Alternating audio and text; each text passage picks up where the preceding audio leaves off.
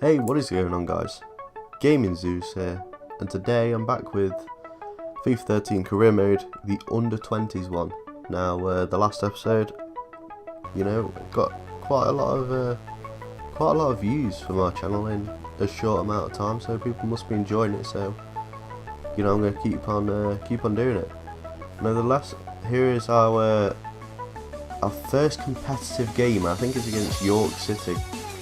Just a warning for you guys, this is quite a long video, it's like 20 minutes, so I did put a lot of time and effort into, making this, getting all the clips, and obviously commentating over this for 20 minutes, so I'd appreciate it if you showed some love. But yeah, these two, the reason why the video is so long is because, well, it's just the two games that feature are just really exciting. You wouldn't be able to write it out in a script. But here we are. I think I'm at home. Yeah, I am at home. I'm at home to York City with the under 20 squad, obviously. I think. Yeah, I am. Yeah, definitely at home. But for this game, I pretty much dominated. And here you are, the first chance in like the first few minutes of the game. A great save by the keeper, but a great run by Nathan Redmond there up the right wing. A great save, and it gets cleared. It's cleared straight away, but then it just comes straight back at them. This was basically the story of the game. I dominate and dominate for the whole game. Another good save by the keeper, some great work by the striker, by the forward there, sorry. And on the off chance that York City did try and attack, I just tackled them, get the ball, and look at this, some lovely passing movement, some fast-paced counter-attacking football. Nathan Redmond again up the right wing, cutting inside onto that left foot, and has a shot, but unfortunately drags it quite far wide. If that's one thing he needs to work on, that's his shooting, because his work ethic is brilliant. He's just a brilliant player for how young he is. He's got pace, he's got dribbling, he's got everything. He's just missing the final product, like that cross, that strike, that goal. That's what he's missing. He's a bit like Danny Welbeck at the minute. But again, some lovely work there from the forwards and midfielders. That sort of passing really does go to show just how good my team is. And here we go. York City do actually try and attack. I thought he was going to cut back and put the cross in, but luckily for me, I tackled him. And now the counter attack starts again. So this is he should be scoring. That really pissed me off, because that was a chance that I was getting tired of missing all the time. That's like I say about Nathan Redmond, he needs to work on his strike and his final product. Every single one of these strikers do, because they're just not scoring. They're missing opportunities. But lovely work from Nyang there. Notice how I say they're missing opportunities, then Nyang goes and pulls that out of the bag. A lovely little turn around the defender and scores past the goalie. Maybe you can argue the goalie should have done better, should have got down quicker and saved it, but nevertheless it was great work by Nyang. Brilliant.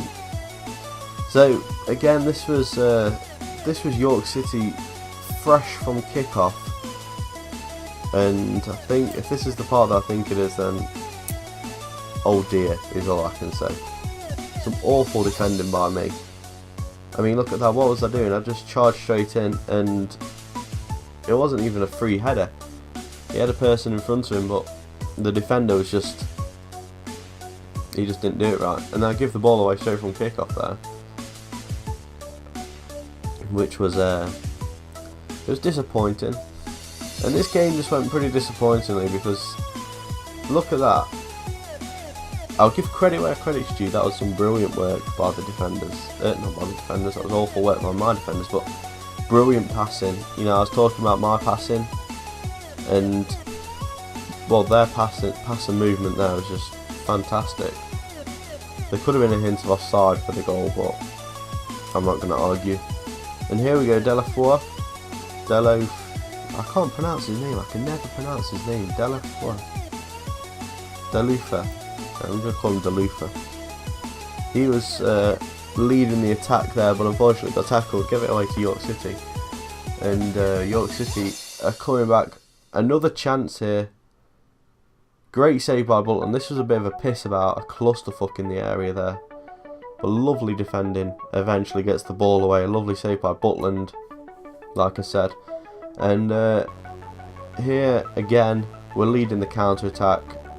I think this is what's really gonna, propel me to the top of the league. If I keep on doing this counter attack, because I've got fast players, and with fast players, you've got to use them to, score goals on the counter attack. You've got to use them with the counter attack. Again, some lovely work by the players there, but I did make a few substitutions, I think. Well, this might be York City's substitutions, I can't quite remember. But yeah, I think we both made substitutions there, actually. I think I bought on, I think his name was Marcus Jr. or something like that. Yeah, I can't remember, but Delufa was there again, leading the counter attack. And here is Nyang, unfortunately gets tackled, and nothing comes of the attack.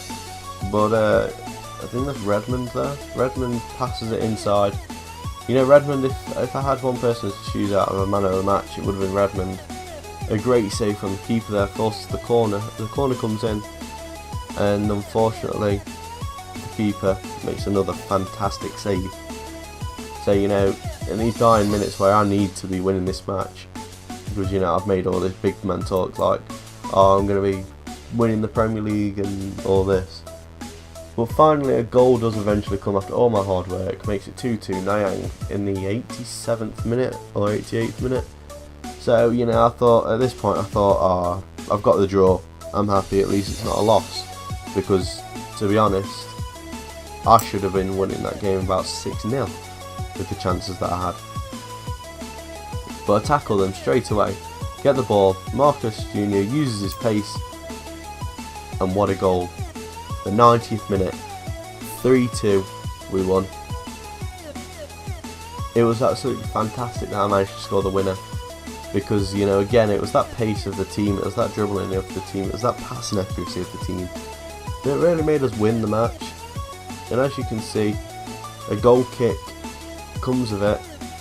A goal kick comes of York City's attack, and now I lead the counter attack straight away.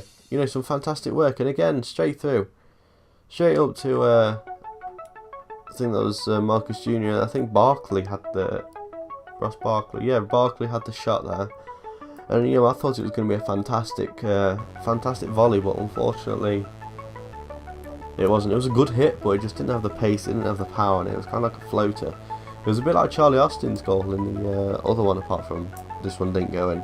Obviously, Charlie Austin's was probably a better class than that as well. So, in fact, Charlie Austin's it was a lot better than that, but that sort of reminded me of it, because it had the floating effect, but it didn't have the dip. It wasn't high enough to have the dip.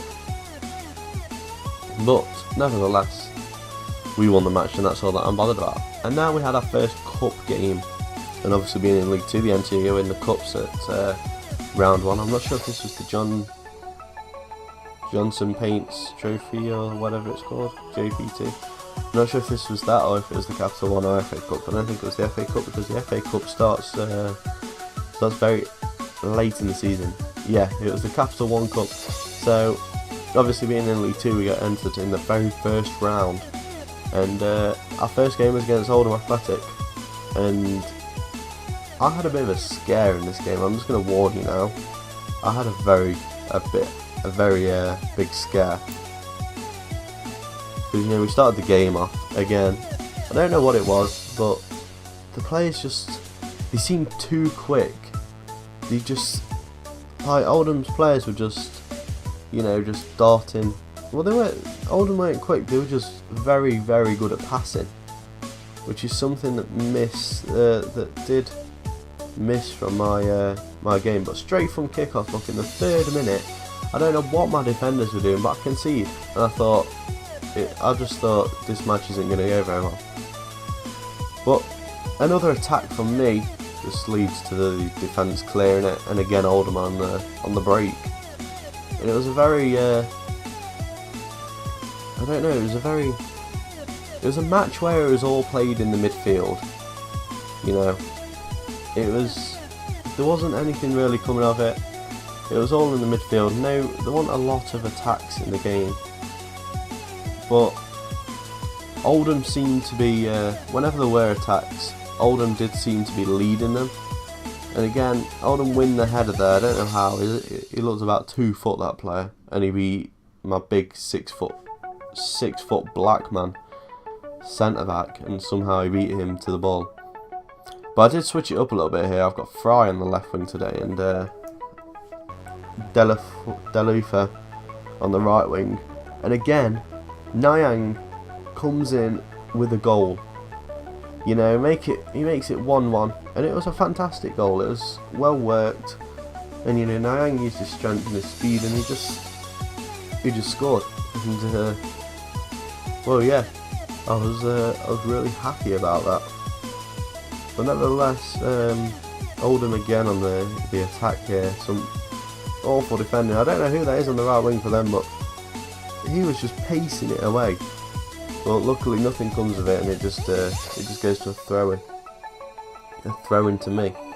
So I was hoping to have someone on the right wing then, but unfortunately there was no one there. So I did get a free kick here, and I thought, right, who's got the best free kick accuracy? Had a look, and it was who is that? Diella, I think. And I just put too much curl. It just went way wide and over the top, and it just didn't really go very well. You know, that was the message from the match. It just went really badly. So we come back off a pause break to check my phone for the scores, and this happens. He just dribbles straight through my defence. Probably my fault, because I shouldn't have been lunging in there. But as all FIFA players, I just thought, right, I'm going to go and score again. Charge straight up the pitch, and I gave the ball away, unfortunately, and it led to their break. I'm not sure why that free kick was given, because as far as I know, I didn't tackle him, I didn't do anything. But oh well, it happened. Nothing came of it. I got the ball out, but unfortunately, it came straight back at me. And then I tackled it again. An awful pass from I think that might have been Zuma that did that pass there. The 17-year-old centre back from St Etienne, I think he was from. Probably not. I probably just said a random team there, but nevertheless, we lead the counter attack here with I think it's Diella again. He definitely improved from last game. He improved massively from last game. He takes the shot, but unfortunately he goes wide again. So you know, that's the thing with my players. They just don't take the chances. They don't. You know, they don't score the goals, they don't get them on target, they just think, oh, we're going to get another chance. And I don't understand why they think that. Because, you know, it won't always happen, I won't be able to get these goals. So we're coming up to half time here, and we're trailing 2-1 unfortunately. But it gets worse. I think it's from this attack here. You know, look, I don't understand why the keeper didn't go for it, why the player didn't go for it. You know, that went straight across the face of goal. You know, all it took was a touch. If that player had got that shot on target, he would have scored, and you know, I'd have been 3-1 down. So that's a real like shocker of the defending here.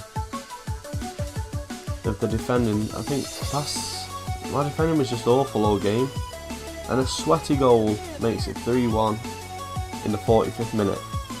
So at this point I was getting really worried after thinking, oh no, I'm 3-1 down, first half, not even second half yet, and I've conceded 3 goals. So first thing I do is just I just try and go all out attack and just get, because obviously you're 2 goals down, it's the only thing you can do. You can't just like sit on your ass and just carry on playing the same. I think I do make some substitutions soon. So again, I think that was Nyang again. having the shot, and unfortunately got blocked. But here are the substitutions that I'm going to make. I think I'll take Will Hughes off because he just wasn't playing very well. I put Marcus Jr. on for Diallo because he was just wasting shots. And I think that's all I did to start with.